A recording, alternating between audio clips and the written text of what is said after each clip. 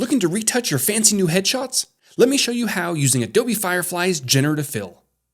Once your image has been loaded in, the Remove tool will be your best friend for these edits.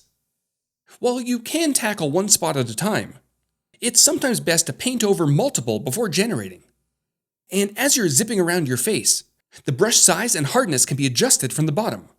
Or you can use the left and right square bracket keys to quickly make it larger or smaller.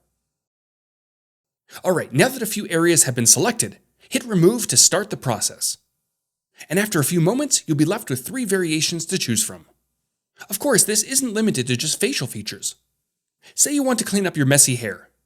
Brushing over top of either individual strands or large clumps will also allow you to use the Remove tool.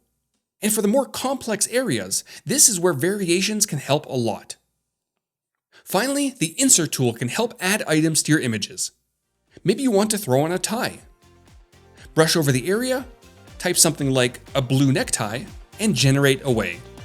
And just like that, you've retouched your photo using Adobe Firefly. Hope you all enjoyed this quick tip, subscribe for more videos, and I'll see you all next time.